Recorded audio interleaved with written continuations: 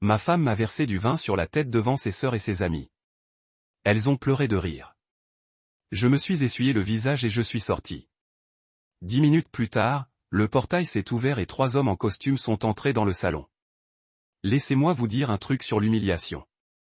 Ça a un goût. Un goût métallique amer avec juste une pointe de cabernet sauvignon qui coule sur le front.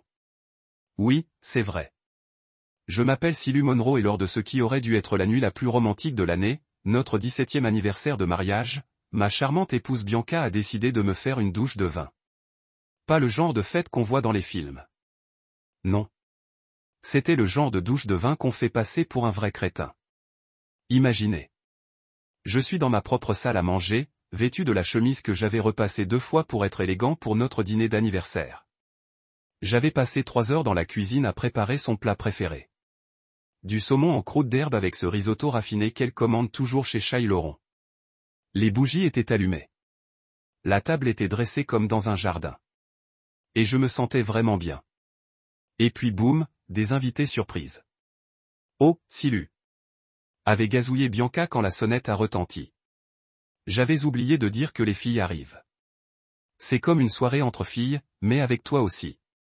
Elle l'avait dit comme si j'avais gagné une sorte de lot de consolation. Quelle chance, non? La cavalerie entre en scène, Tanron et Islao, ces sœurs qui n'ont jamais reçu un compliment indirect qu'elles n'aiment pas, suivies de Dileya et Grace, ses 2 meilleures amies depuis la fac. Ces femmes pourraient créer un groupe de soutien intitulé « Comment faire en sorte que le mari de votre sœur se sente comme une ordure en 5 étapes faciles ». Le dîner sur lequel je m'étais éreinté. Soudain, c'est devenu un repas partage dont personne ne m'a parlé. Ils ont sorti des amuse-gueules du commerce et ont commencé à critiquer ma présentation comme s'ils étaient les jumeaux maléfiques de Gordon Ramsay. Oh, Silas a fait de son mieux, a dit Tanron en piquant le saumon comme s'il allait le mordre. Dieu le bénisse. Maintenant, pour ceux d'entre vous qui ne maîtrisent pas le passif agressif du Sud, Dieu le bénisse, est en gros la façon polie de qualifier ce pauvre type pathétique. Et croyez-moi, je le parlais assez couramment pour saisir chaque pic subtil qui a suivi. La conversation a commencé assez innocemment. Travail, météo, qui fait quoi pour les fêtes? Mais ensuite, elle a basculé comme une meute de loups qui flairent une piste. Soudain, tous les sujets sont devenus moi et mes apparents échecs en tant qu'être humain. Vous vous souvenez quand Silu pensait qu'il allait être le prochain Steve Jobs? Grace a ri, manquant de s'étouffer avec son vin. Qu'est-il arrivé à cette idée d'application, au fait? Oh, elle est morte plus vite que ses tentatives de se laisser pousser la barbe. Isla a ajouté, et toute la table a éclaté d'un rire qui faisait penser à des ongles sur un tableau noir. J'étais assise là, à couper mon saumon en morceaux de plus en plus petits, essayant de me convaincre que ce n'était qu'une plaisanterie amicale. Mais ce n'était pas amical. C'était un rôti, et j'étais l'invité d'honneur que personne ne voulait honorer. Tu sais ce qui me tue, dit Dia en agitant son verre de vin comme si elle dirigeait un orchestre de mes échecs personnels. Silu travaille incroyablement dur. Mais pourquoi? Il est dans la même entreprise depuis combien de temps maintenant? 10 ans. Et il est toujours au même poste qu'à ses débuts. En fait, j'ai été promu en dernier. J'ai essayé d'intervenir, mais Bianca m'a interrompu d'un geste de la main. Chérie, un changement de titre sans réelle augmentation de salaire n'est pas une promotion. C'est juste plus de travail pour le même salaire. Elle m'a souri comme si elle expliquait des mathématiques de base à un enfant de maternelle. Le pire, c'est qu'elle n'avait pas entièrement tort. Mon patron m'avait donné un titre plus prestigieux et plus de responsabilités, mais l'augmentation était ridicule. À peine de quoi couvrir l'essence supplémentaire que je consumais à rester tard tous les soirs. Je trouve ça tellement mignon l'optimisme de Silas, dit Tanron. Et je pouvais presque voir les guillemets autour de « d'où ». Il croit toujours que les choses vont changer après toutes ces années. Tu te souviens quand il avait tout ce potentiel, qu'il utilisait le passé comme si j'étais du lait périmé qu'ils avaient oublié au fond du frigo. C'est à ce moment-là que Bianca s'est levée, levant son verre de vin comme si elle s'apprêtait à prononcer le discours sur l'état de l'Union. Mesdames, je pense qu'on devrait faire. Vous connaissez ce sentiment quand on regarde un film d'horreur et que le protagoniste idiot décide d'enquêter sur le bruit flippant au sous-sol? Ouais, c'est exactement ce que j'ai ressenti en rentrant chez moi après l'appel paniqué de Bianca. Sauf que cette fois, c'était moi l'idiot et le bruit flippant était apparemment 3 hommes en costume qui venaient d'entrer dans mon salon et qui me demandaient spécifiquement. J'ai pris mon temps pour revenir, en partie parce que j'étais encore en train d'enlever du vin séché de mes cheveux, et en partie parce que je me suis dit que ce qui m'attendait ne pouvait pas être pire que ce à quoi je venais d'échapper. Bon sang, j'avais tort ou raison, selon le point de vue. La scène à laquelle j'ai assisté ressemblait à une pause dans une sitcom.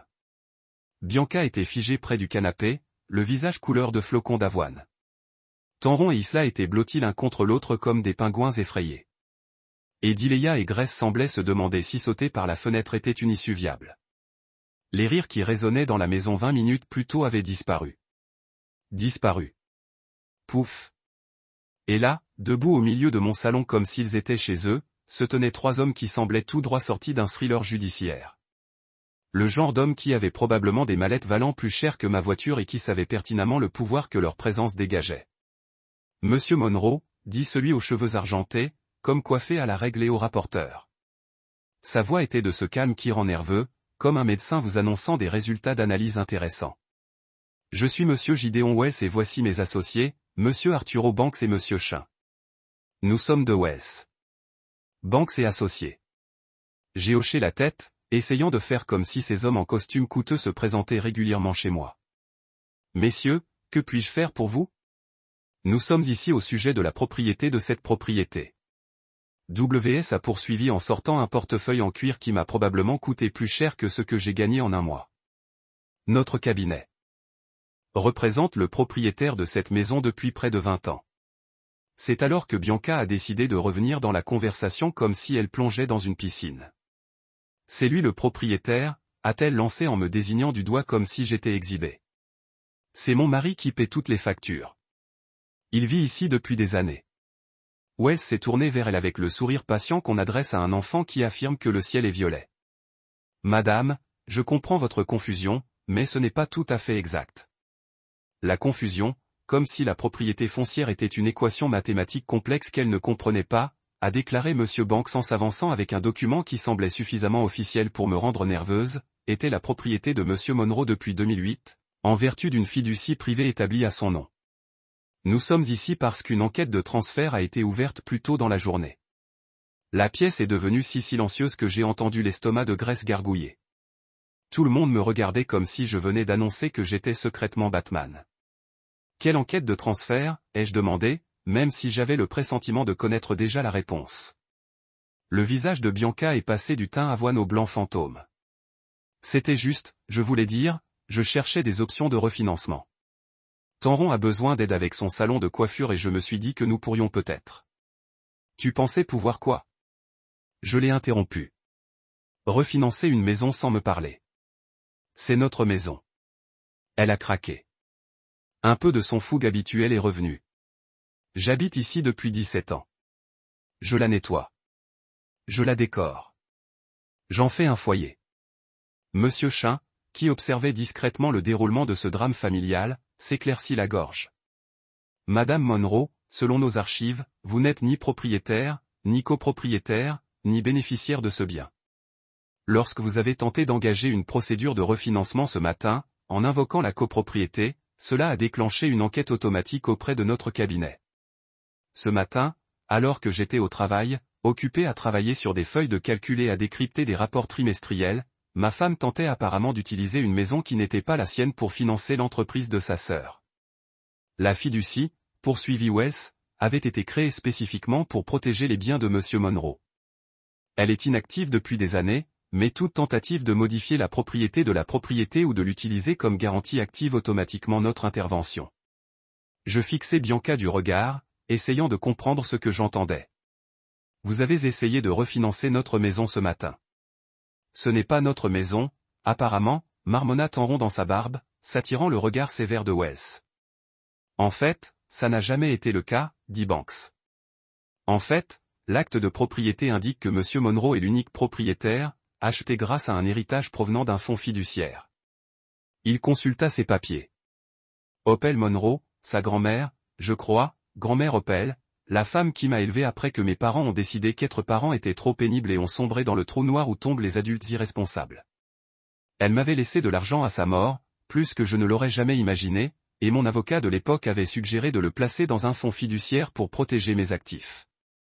J'étais jeune, ma première entreprise était en difficulté, et cela me semblait judicieux. J'avais acheté cette maison avec cet argent, mais je n'en avais jamais fait tout un plat. Bianca et moi étions mariés. Nous vivions ici ensemble, et honnêtement, il ne m'était jamais venu à l'esprit que les formalités juridiques avaient de l'importance. Nous formions une équipe, n'est-ce pas? Ce qui est à moi est à toi. Ce qui est à toi est à moi. Jusqu'à ce que la mort nous sépare, et tout sera fut. Apparemment, j'étais le seul à ressentir ça. Bon, laisse-moi bien comprendre, dis-je lentement en regardant autour de moi, les visages allant de la mortification à la culpabilité, en passant par la confusion.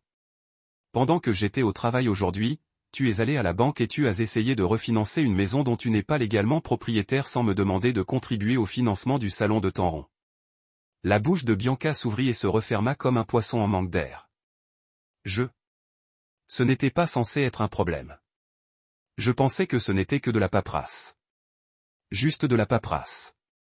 Comme si les certificats de mariage, les titres de propriété et les documents juridiques n'étaient que de mignonnes petites formalités qui ne signifiaient rien. Les taches de vin sur ma chemise me firent soudain penser à des cicatrices de guerre.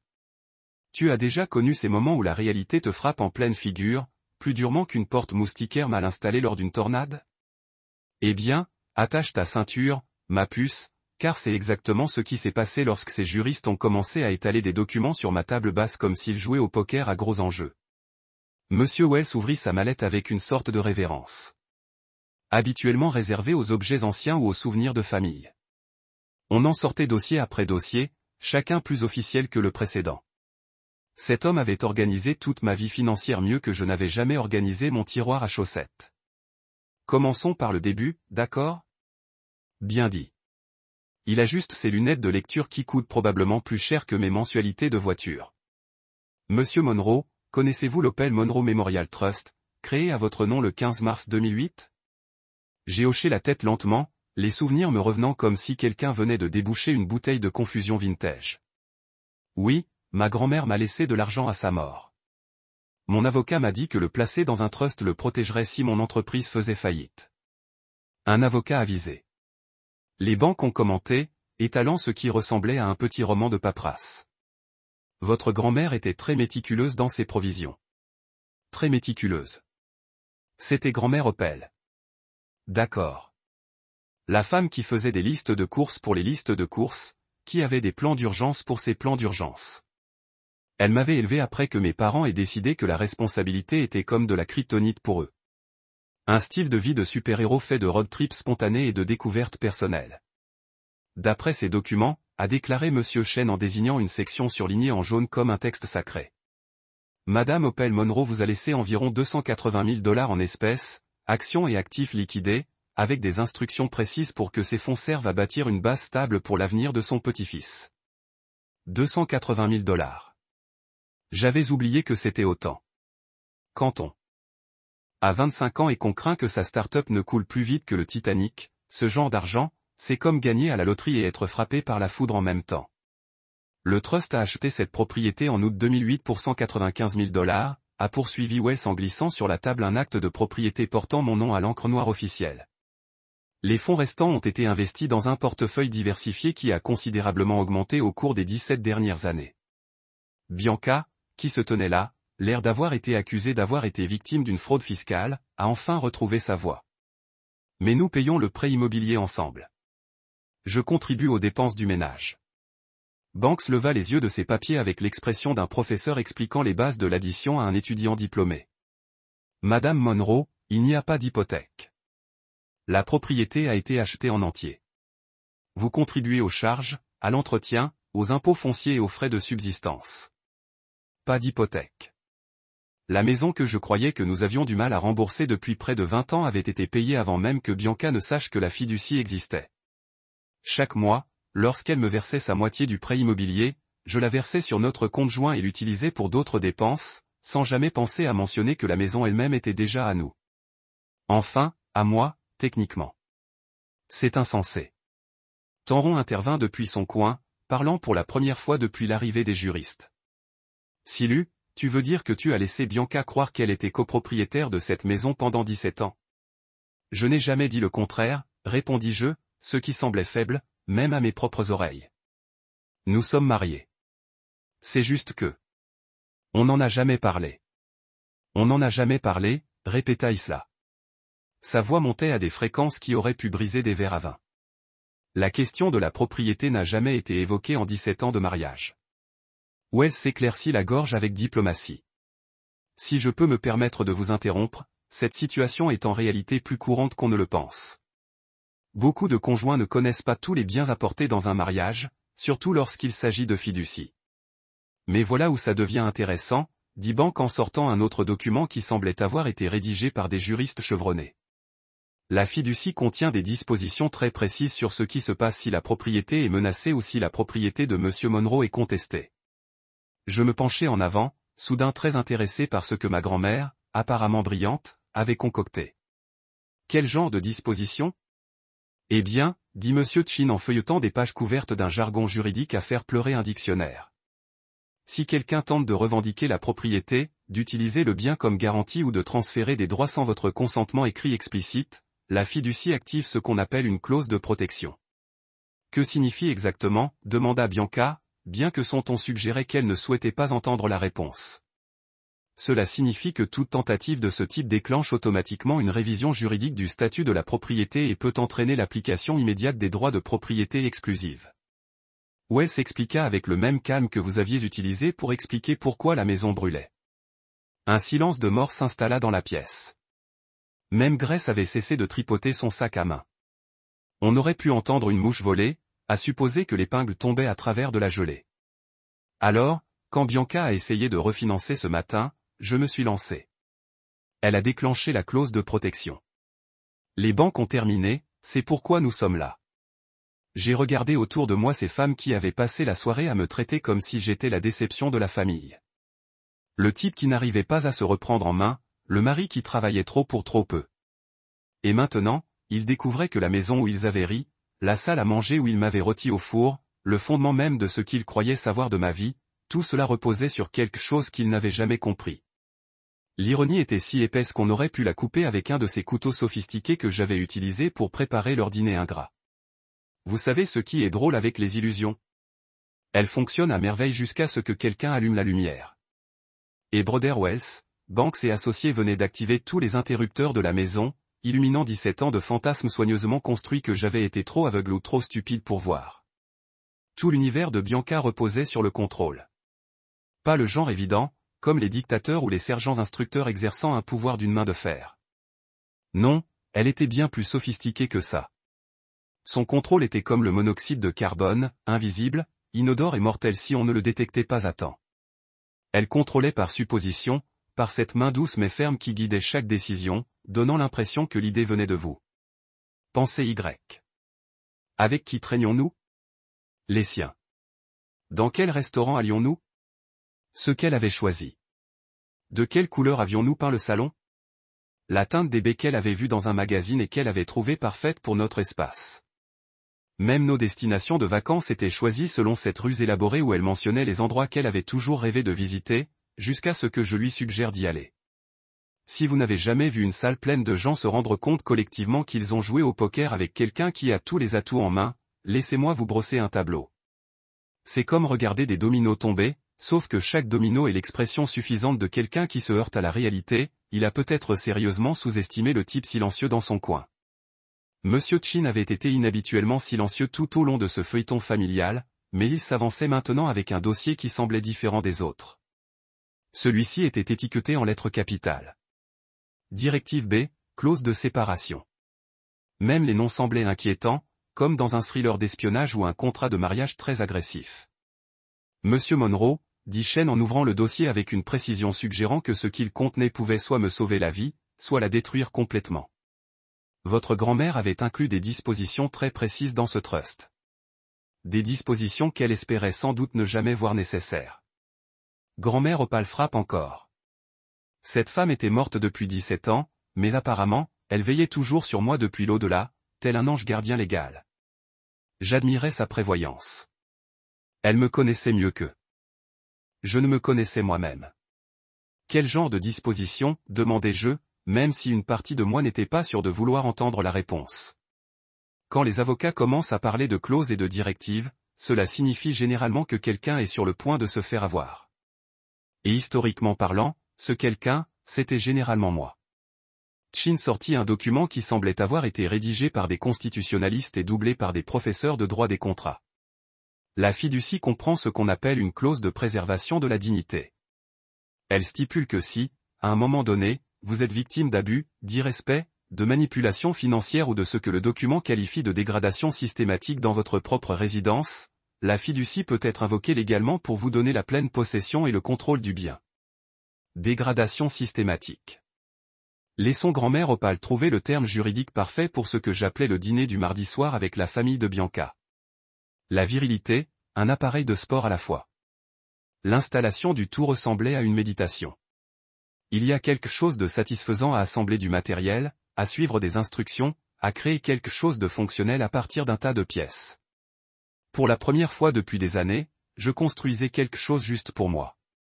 Non pas parce que quelqu'un d'autre le voulait, en avait besoin ou pensait que cela harmoniserait vraiment la pièce. Mais la véritable transformation est survenue lorsque j'ai décidé de repeindre toute la maison. Bianca avait toujours maîtrisé la palette de couleurs. D'infinies variations de beige et de crème qu'elle appelait des neutres sophistiqués. Mais cela me faisait toujours penser à du gruau. Chaque pièce était d'une nuance fade.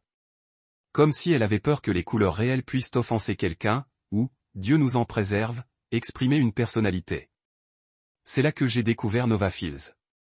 Nova était une artiste locale qui réalisait des fresques murales et des peintures sur mesure, et son portfolio m'a donné l'impression d'entrer dans un monde où les couleurs existaient vraiment. Quand je l'ai appelée pour repeindre la maison, elle est arrivée avec un enthousiasme que je n'avais jamais vu depuis des années. « Oh mon Dieu !» a-t-elle dit en parcourant les pièces avec l'excitation habituellement réservée aux gagnants de la loterie. Cet endroit a une structure solide, mais il a été repeint comme une salle d'attente d'hôpital. On peut tout à fait arranger ça. Elle devait avoir 28 ans, avec des mèches violettes dans ses cheveux noirs et des taches de peinture sur ses vêtements qui semblaient intentionnelles plutôt qu'accidentelles. Elle parlait des couleurs comme d'autres parlent de musique, des bleus qui pouvaient être contemplatifs ou énergisants, des verts terreux plutôt que vibrants, des blancs purs plutôt que stériles. « Que voulez-vous que cet endroit soit ?» demanda-t-elle en sortant des échantillons de couleurs qui semblaient s'être embrasés comme un arc-en-ciel. Personne ne m'avait posé cette question depuis 17 ans. À quoi voulais-je que mon espace ressemble ?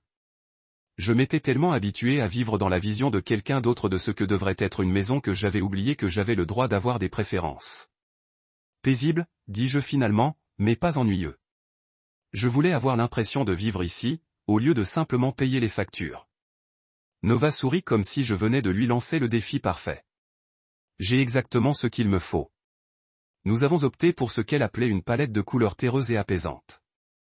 Des bleus profonds pour la chambre qui me rappelait le ciel du soir, un vert sauge pour le salon qui donnait l'impression d'être dehors, et un gris chaud pour la cuisine qui réussissait à être sophistiquée sans être sans âme.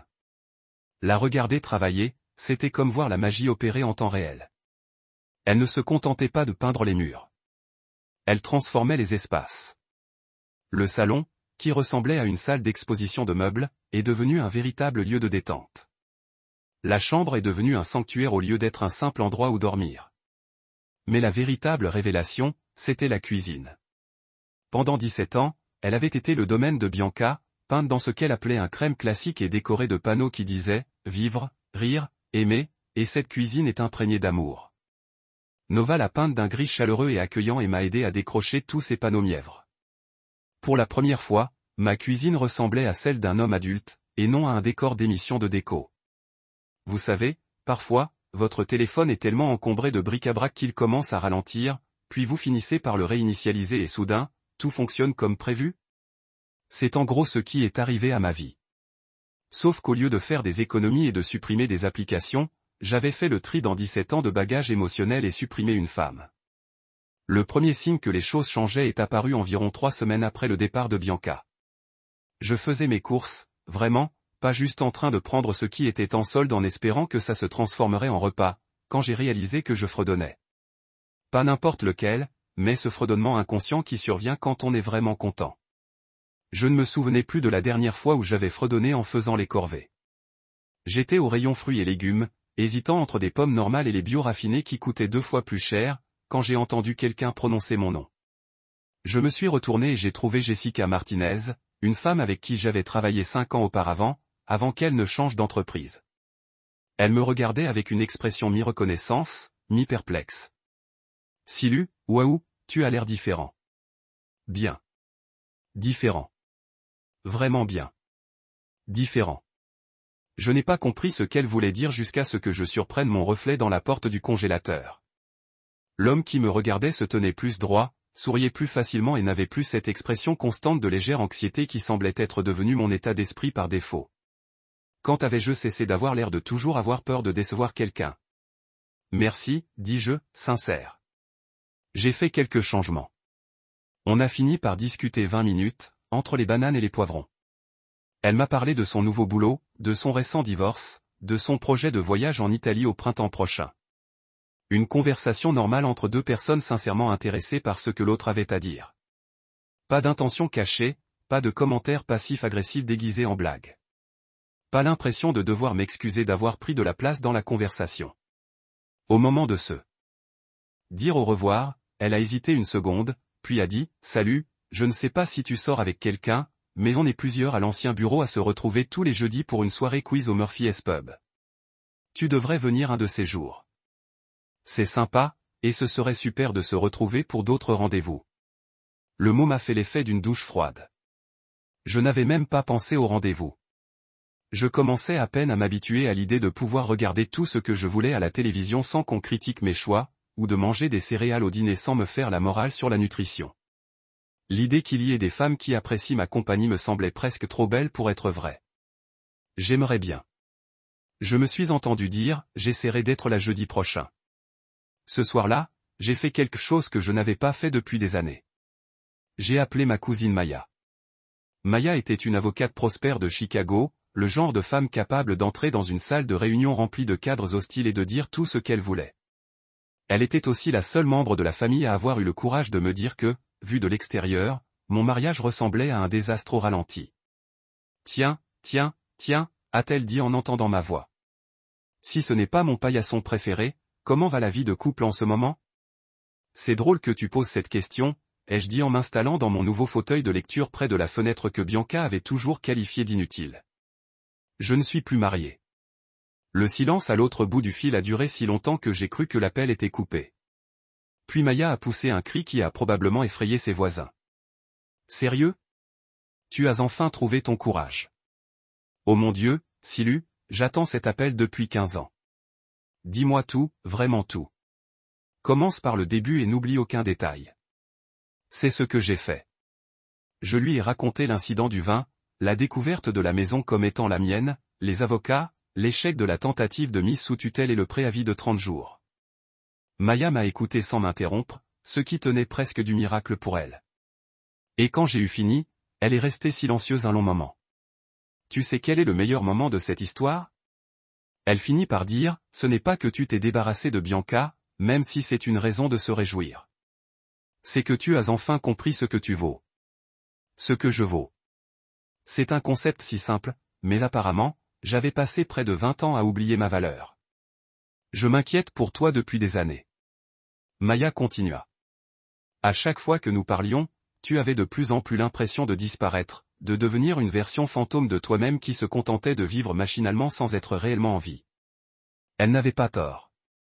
J'étais tellement concentré sur le maintien de la paix, sur le fait d'être le mari complaisant qui ne fait jamais de vagues, que j'avais oublié que j'avais le droit d'avoir des opinions, des préférences, des limites. Je me suis transformé en musique de fond dans ma propre vie. Alors, quelle est la prochaine étape? Demanda Maya. S'il te plaît, dis-moi que tu ne vas pas simplement t'installer dans cette maison et devenir un ermite. Tu as 42 ans, pas 82. Tu as toute une vie devant toi. C'est là que je lui ai parlé de Jessica et de la soirée quiz, de la salle de sport à la maison et du projet de peinture, de comment je dormais mieux, mangeais mieux et me sentais comme si, peut-être, je me souvenais comment redevenir moi-même. C'est mon garçon, a dit Maya, et j'ai entendu le sourire dans sa voix. Tu es enfin débouché. Débouché comme une canalisation bouchée depuis des années, qui coule à nouveau librement. 6 mois plus tard, je suis assis dans ma cuisine un samedi matin, à boire un café dans une tasse qui me va parfaitement au lieu d'une de ces petites tasses à thé délicates que Bianca prétendait plus raffinées. Le café est fort, noir, et exactement comme je l'aime. Sans compromis, sans ajout de crème pour le rendre plus agréable au goût des autres. La lumière matinale qui filtre à travers les fenêtres éclaire les murs vert sauge peint par Nova, et je jure que toute la pièce semble rayonner. Il y a quelque chose de magique à vivre dans un espace qui reflète qui on est plutôt que qui est quelqu'un d'autre. Je pense que tu devrais l'être. Chaque recoin de cette maison me semble désormais intentionnel. J'ai choisi le mien. Les SMS ont commencé il y a environ un mois. Le premier est arrivé un mardi soir, alors que je préparais les repas de la semaine. J'avais appris ça sur une chaîne YouTube appelée Bachelor Cooking for Real Men. Le gars qui la tenait était un ancien marine qui considérait la cuisine comme une opération militaire, avec des plannings de préparation détaillés et des plans de bataille nutritionnels. C'était exactement le genre d'approche pragmatique qui convenait à mon cerveau nouvellement organisé. Dis donc, le message disait simple, décontracté, comme si on avait discuté hier, au lieu de son départ il y a 6 mois, suite à un exode dramatique en Newhall. J'espère que tu vas bien. J'ai scruté ce message pendant 5 bonnes minutes, essayant de deviner quelle réponse il attendait. Avant, j'aurais immédiatement répondu par un message amical et arrangeant, probablement pour lui demander comment elle allait et si elle avait besoin de quelque chose. Mais le nouveau moi, celui qui avait appris que toutes les communications ne nécessitaient pas une réponse d'excuse immédiate, a simplement posé le téléphone et s'est remis à travailler. Légumes. 3 jours plus tard, un autre. J'étais en colère. Je me sentais gêné, mais je n'ai jamais pensé que tu le traversais. Passer avec quoi? Se défendre? Refuser d'être traité comme une punchline dans ma propre vie? Choisir le respect de soi plutôt que la misère confortable d'un mariage décédé il y a des années. Oui, Bianca, je l'ai traversé et c'était la meilleure décision que j'avais prise depuis que j'ai acheté cette maison. Mais je n'ai pas envoyé de SMS en retour. Je n'ai rien envoyé de SMS en retour. Il s'avère que le silence est une réponse assez puissante lorsque vous avez passé des années à remplir chaque moment inconfortable avec des mots conçus pour lisser les sentiments des autres. Les messages ont continué à venir sporadiquement, comme si elle testait les eaux pour voir si le vieux Silly était toujours là quelque part, prêt à être culpabilité dans son ancien rôle de sac de poinçonnage émotionnel désigné de la famille. Malik dit, vous avez l'air bien sur les photos qu'il a publiées. Vous travaillez? En fait, ouais. Je m'entraînais tous les matins à 6 heures dans mon gymnase à domicile converti, après un programme que j'avais trouvé en ligne appelé Démarrer la force pour les vieux. L'ironie n'a pas été perdue pour moi qu'à 42 le matin. Je ne sais pas ce qui vous est arrivé, mais c'est comme si vous aviez été remplacé par votre frère aîné plus cool et plus confiant. C'était à peu près au moment où j'ai réalisé que j'avais recommencé à journaliser. Pas la sorte de journalisation dramatique et émo que j'avais faite à l'université, mais des trucs pratiques, des objectifs, des observations, des choses pour lesquelles j'étais reconnaissant, des problèmes que je travaillais. Écrire les choses avait un moyen de les rendre plus claires, plus gérables. C'était comme avoir une conversation avec la version la plus intelligente de moi-même. L'une des entrées de cette époque a déclaré, Bianca continue de envoyer des SMS comme si elle testait pour voir si le vieux moi est toujours disponible pour la manipulation émotionnelle. C'est bizarre à quel point je peux voir clairement le modèle maintenant que je ne vis pas à l'intérieur. C'est comme regarder quelqu'un essayer d'utiliser une télécommande sur une télévision qui n'est pas débranchée. La percée est survenue lorsque Maya s'est rendue à un long week-end au printemps. Elle a jeté un coup d'œil à la maison, à la façon dont je me déplace dans mon propre espace comme si j'y appartenais et j'ai commencé à pleurer. Heureuse pleurant, insista-t-elle, mais pleurant toujours. Silly, dit-elle, debout dans ma cuisine et regardant autour de lui comme si elle voyait un miracle. Je ne t'ai jamais vu comme ça. Tu es présent. Tu es vraiment ici dans ta propre vie. Nous avons passé le week-end comme des membres normaux de la famille qui se sont vraiment aimés. Nous avons grillé des hamburgers dans la cour, nous sommes allés à un match de baseball, avons parlé de livres, de films et de politique sans que personne ne soit offensé ou ne prenant rien personnellement. Maya a rencontré certains de mes copains de la Saturday Morning Pin Society dans un barbecue que j'ai jeté. Et plus tard, elle m'a retiré. Ce sont vos gens. Elle a dit, vous rendez-vous compte que ces gars vous aiment vraiment pour qui vous êtes, pas pour ce que vous pouvez faire pour eux ou à quel point vous pouvez bien prendre une blague à vos frais. Elle avait raison. Pour la première fois depuis des décennies, j'avais des amis qui semblaient vraiment heureux de me voir quand je me suis présenté. Des gars qui se souvenaient des choses que j'avais dites lors des conversations précédentes, qui ont posé des questions de suivi sur des choses qui se passaient dans ma vie, qui m'ont traité comme si j'étais une personne intéressante qui mérite d'être connue. Le dernier texte de Bianca est venu un jeudi soir fin mai. Vous avez l'air heureux dans les nouvelles photos que Malik a publiées. J'espère que vous êtes heureux maintenant. Et tu sais quoi? Je n'étais pas seulement content ou d'accord ou de me débrouiller, mais en fait vraiment heureux. J'avais oublié à quoi cela ressemblait. Ce sentiment de se réveiller le matin et d'être curieux de savoir ce que la journée pourrait apporter au lieu d'espérer simplement y survivre sans aucune catastrophe majeure. J'avais commencé à sortir ensemble. Jessica et moi avions dîné plusieurs fois. Rien de grave, juste deux personnes qui aimaient la compagnie de l'autre sans aucune attente dramatique ni agenda caché.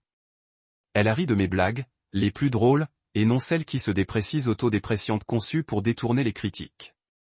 Elle a écouté quand j'ai parlé de travail ou de mes entraînements ou du livre que je lisais. Et elle a partagé ses propres histoires sans transformer chaque conversation en compétition. Vous êtes différent de la plupart des gars que je rencontre, a-t-elle dit après notre 3e dîner ensemble. Vous semblez vraiment vous aimer, comme moi. Quel concept. J'avais passé tant d'années à s'excuser pour mon existence, me rendant plus petit pour accueillir les égos des autres que j'avais oublié que j'avais le droit de prendre de la place dans le monde. La maison était devenue exactement ce que j'avais toujours voulu qu'elle soit, mais je ne savais pas comment demander. Le salon avait des meubles confortables disposés pour une conversation réelle au lieu de simplement paraître bien sur les photos. La cuisine a été organisée pour quelqu'un qui a fait cuire au lieu de simplement chauffer à emporter. Ma chambre était un sanctuaire avec des rideaux de panne et une chaise de lecture où je pouvais disparaître dans des livres sans que personne ne commente mon comportement antisocial. Mais la vraie transformation n'était pas la maison. C'était moi. J'avais appris à dire non sans se sentir coupable à ce sujet. Lorsque Tanron a appelé en demandant si je pouvais co-signer un prêt pour son expansion du salon, je n'ai pas dit poliment mais fermement sans une longue explication ou des excuses. Quand Islam m'a invité à un barbecue familial pour montrer qu'il n'y avait pas de rancune, j'ai refusé et j'ai suggéré que nous pouvions prendre un café un jour si elle voulait réellement parler. J'avais commencé à fixer des limites comme s'ils étaient des clôtures de jardin, clairement marquées, bien entretenues et absolument non négociables. Les gens pouvaient les respecter ou trouver ailleurs pour sortir, mais je n'allais pas les démolir juste pour mettre les autres à l'aise avec les dépassements. Les séances d'entraînement du samedi matin étaient devenues des voyages de randonnée du dimanche avec certains des gars. Nous explorerions les sentiers de l'État, parlant de tout et rien. Profiter du genre d'amitié qui ne nécessite pas un entretien constant ou un travail émotionnel. Il suffit de se présenter, d'être présent, d'apprécier le moment sans l'analyser à mort. Ce samedi matin en particulier, 6 mois après avoir récupéré ma vie, je suis assis près de la fenêtre que Bianca a toujours appelée inutile, en regardant le lever du soleil se briser sur les toits et en réfléchissant à la façon dont ma vie est devenue calme. Pas de calme vide, pas de calme solitaire, mais de calme paisible. Le genre de calme où vous pouvez vous entendre réfléchir. Personne ne franchira cette porte et commencera immédiatement à critiquer mon choix de café ou la façon dont je suis assis ou si je me souviens de faire de la corvée, je ne savais pas que j'étais censé faire. Personne ne fera un simple samedi matin en négociation sur les besoins dont les besoins comptent plus ou comment je devrais passer mon temps libre. C'est ma maison. Ce sont mes règles, mon café, ma chaise, ma matinée, ma vie. Je suis Silu Monroe. Pendant 17 ans, j'étais l'homme dont il riait. Le gars qui a travaillé trop dur pour trop peu. Le mari qui avait l'habitude d'avoir du potentiel. J'étais le personnage de soutien dans ma propre histoire. L'homme hétéro dans la routine de la comédie de tout le monde. Le fournisseur de travail émotionnel qui n'a jamais envoyé de facture. Mais plus maintenant. Maintenant, je suis l'homme qui possède son propre espace, littéralement et au figuré. L'homme qui a appris que la gentillesse ne nécessite pas de martyr et que l'amour ne devrait pas ressembler à un travail à temps partiel, vous êtes toujours en danger de perdre. Je suis l'homme qui a découvert que le respect n'est pas négociable et que la paix n'est pas égoïste. Je suis l'homme qui a finalement compris que la maison n'a jamais vraiment été le prix.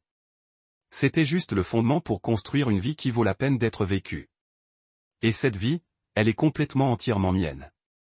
Qu'est-ce qui aurait dû être mon premier indice que quelque chose se préparait en arrière-plan? Mais étant une enfant de 10 ans sans aucune idée, je pensais juste qu'elle était fatiguée ou peut-être en train de descendre avec quelque chose.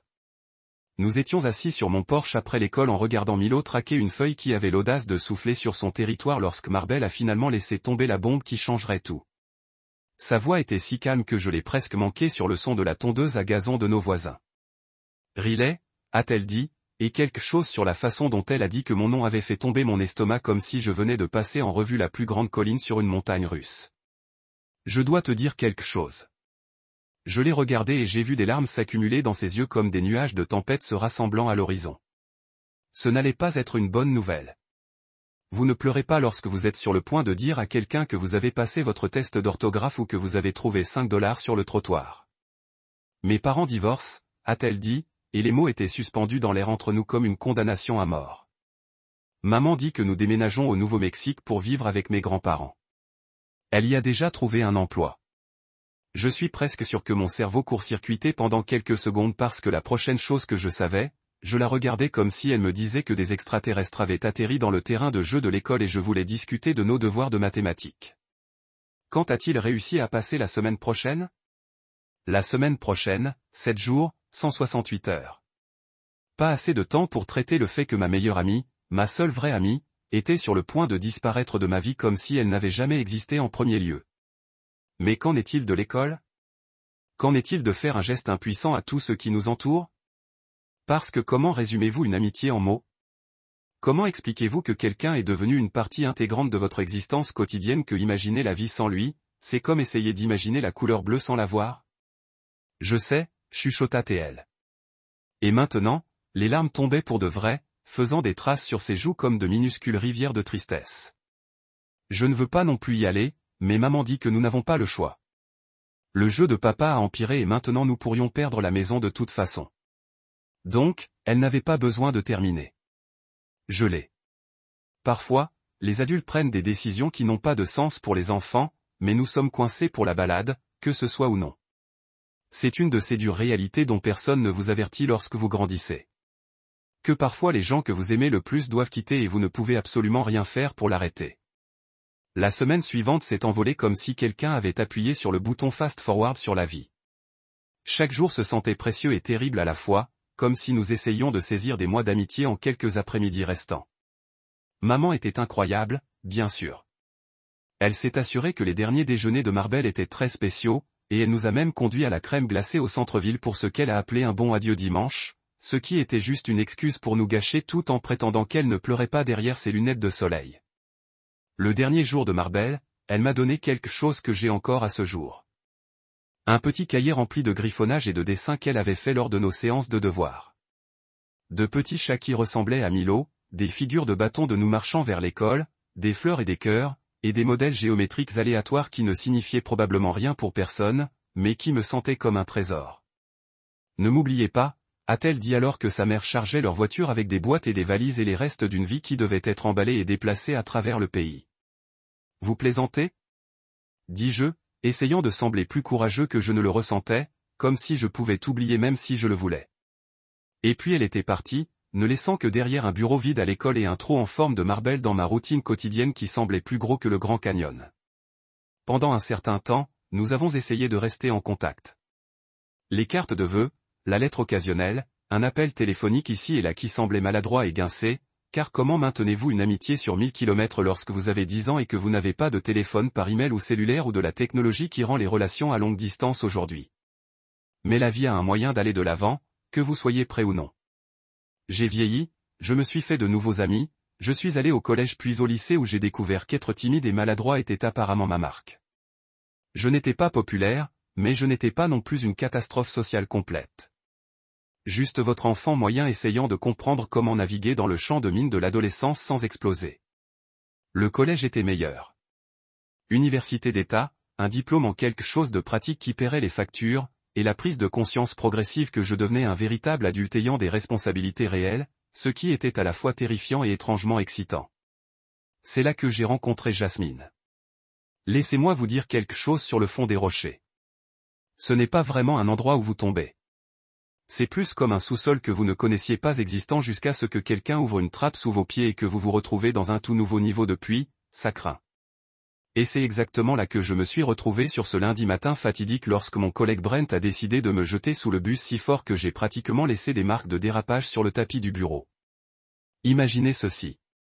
Je suis assis à mon bureau à Morrison Industrial Solutions, soigner ma 3e tasse de café et essayant de faire semblant de comprendre pourquoi quelqu'un planifierait une réunion à cette heure au sérieux. Qui a blessé ces gens? Quand mon Patron a raté, Garvey sort de son bureau comme une tornade portant un costume bon marché.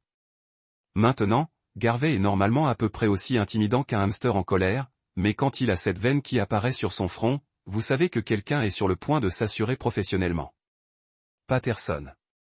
Il aboya et chaque tête du bureau se tourna pour regarder ce qui allait devenir une exécution publique ou la revue de performance la plus inconfortable du monde.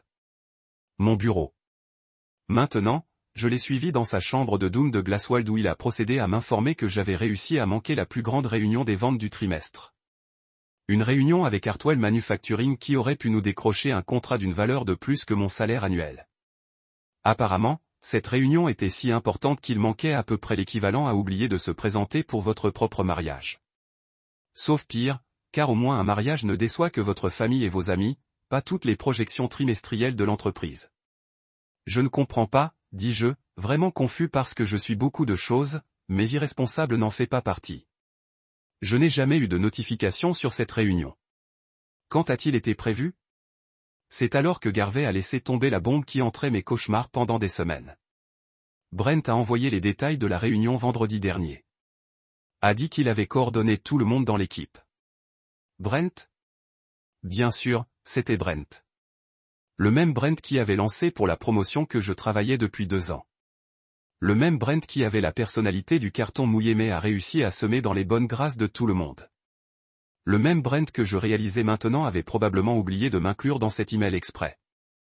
Réparez ceci, a déclaré Garvey, me pointant comme si j'étais un appareil cassé qui avait besoin d'une réparation immédiate. Vous avez 3 jours pour sauver cette offre où vous êtes parti. Et je veux dire parti. Gaboté. Non transféré au sous-sol. Gaboté. J'étais donc là avec 72 heures pour effectuer un miracle qui rendrait Moïse jaloux. Essayer de ressusciter une relation commerciale qui avait été assassinée par la politique d'entreprise et ma propre conviction naïve que les gens jouent réellement dans le monde professionnel. C'était comme être invité à décrocher un œuf tout en ayant les yeux bandés et à monter un monocycle. Théoriquement possible, mais nécessitant plus de chance que de compétences. C'est ainsi que je me suis retrouvé à courir à travers la ville pour Thorwell Manufacturing, une entreprise qui traînait les pieds sur notre proposition depuis des mois, comme s'ils étaient payés à l'heure pour perdre mon temps. Leur bureau était l'un de ces complexes industriels qui semblaient avoir été conçus par quelqu'un qui pensait que l'attrait esthétique était une forme de maladie transmissible. Tous les bétons et aciers et fenêtres qui n'avaient probablement pas été nettoyés depuis l'administration Clinton. La réceptionniste, une femme qui avait l'air d'avoir été personnellement insultée par mon existence même, m'a ordonné d'attendre dans un hall qui avait tout le charme du bureau d'un dentiste traversé avec une gare routière. Je me suis assis là pendant 20 minutes, en regardant l'horloge cocher des secondes précieuses de ma carrière diminuer rapidement tout en essayant de ne pas réfléchir à la façon dont j'allais expliquer à maman que j'avais réussi à me faire virer absolument sans faute de ma part. Enfin, Travis, leur responsable des achats, a émergé des profondeurs du bâtiment, ressemblant à un homme qui préfère être littéralement ailleurs sur Terre. Il faisait partie de ces gars qui ont probablement atteint un sommet au lycée et qui ont fait un chemin sur cette gloire depuis avec le genre de poignée de main qui suggérait qu'il essayait constamment de prouver quelque chose à lui-même. Écoutez, Patterson, dit-il avant même de pouvoir me lancer dans mon terrain soigneusement préparé. Nous faisons des allers-retours à ce sujet depuis des mois. Si vous voulez cette offre, nous avons besoin d'une remise. Période. 20% de réduction sur votre prix cité où nous marchons. 20%. Il aurait tout aussi bien pu me demander d'effectuer une intervention chirurgicale avec un couteau à beurre tout en jonglant avec des torchets enflammés. Nos marges étaient déjà plus serrées que les jeans skinny sur un secondeur. Et couper encore 20% signifierait que nous les payons pour prendre notre équipement. Travis, vous savez, je ne peux pas autoriser ce genre de rabais, dis-je, essayant de garder le désespoir hors de ma voix. Mais peut-être que si je pouvais parler à quelqu'un de plus haut dans la chaîne alimentaire, nous pourrions trouver quelque chose. Juste un dîner. 30 minutes de fast time avec quiconque prend les vraies décisions ici. Il soupira comme si je lui ai demandé de donner un rein peut-être, mais mon patron a été de mauvaise humeur ces derniers temps. Coupe budgétaire, pression de l'entreprise. Vous savez comment c'est. Les gars se sont claqués contre tous ceux qui franchissent sa porte. Je vais tenter ma chance, dis-je. Parce qu'à ce moment-là, j'étais prêt à exploiter la danse nue dans Times Square si cela signifiait sauver mon travail. Très bien, a déclaré Travis. Vérifier sa montre comme chaque seconde dépensée pour m'aider a été un affront personnel à son existence. Mais ne dites pas que je ne vous ai pas prévenu. Monsieur Coulter n'a pas beaucoup de patience pour les arguments de vente de nos jours. 5 minutes plus tard, la porte du bureau s'est ouverte et a marché à Monsieur Coulter, le vice-président qui a apparemment tenu mon sort professionnel entre ses mains. C'était un gars grand et imposant avec le genre de présence qui suggérait qu'il était né avec un costume d'affaires et n'avait jamais connu un moment de doute de soi dans toute sa vie. Il ne m'a même pas laissé passer à travers ma ligne d'ouverture. Si vous ne pouvez pas répondre à notre prix, ne perdez pas notre temps, a-t-il dit avec toute la chaleur d'un stick de poisson glacé. Nous avons 3 autres fournisseurs qui ont assez faim pour travailler avec notre budget. Et juste comme ça, je regardais le canon du chômage, regardant mon carrière encercler le drain comme de l'eau dans une baignoire. Je composais déjà mentalement ma lettre de démission quand une voix derrière moi arrêtait tout froid. Il m'écoutera. Vous connaissez ces moments dans les films où le temps semble ralentir et tout devient dramatique avec la musique orchestrale gonflée et les gros plans de personnes choquées?